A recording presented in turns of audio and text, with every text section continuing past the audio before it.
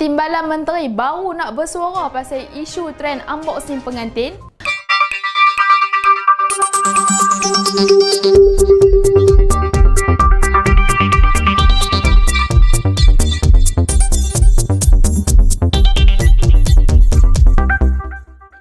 Hai, bersama Isha dalam M News. Okey, sebelum tu jangan lupa untuk like, komen dan subscribe channel M News.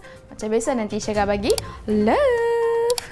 Okey hampa, hari ni Isha nak cerita pasal baru-baru ni viral kan, pasal unboxing pengantin. Tapi kali ni Timbalan Menteri baru nak bersuara pasal isu trend unboxing pengantin, ialah trend yang tak bermoral. Timbalan Menteri Agama iaitu Ahmad Marzuq Syahari menegaskan yang trend unboxing pengantin ni boleh menyebabkan kejatuhan institusi kekeluargaan. Kata beliau, apabila bakal ibu bapa ni sebagai tonggak institusi yang tak dapat ikut landasan yang betul, macam mana nak pupuk nilai kepada anak-anak nanti?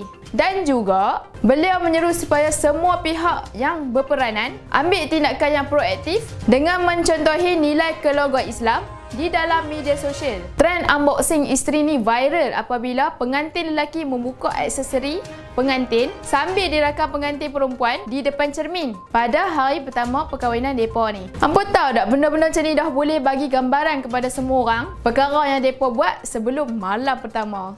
Lepas tu kan hampa, Ahmad Marzuq pun ada kata lagi, memandangkan berat peranan keluarga dalam sebuah institusi pencorak masyarakat, JAKIM dah ambil inisiatif memperkenalkan Pelan Tindakan Sosial Islam tahun 2019 sampai 2025 untuk menangani gejala sosial dalam kalangan orang Islam di negara kita ni. Macam yang kita tengok sekarang ni ke hampa, kita hidup di zaman yang bercampur aduk antara perkara yang halal dengan yang haram.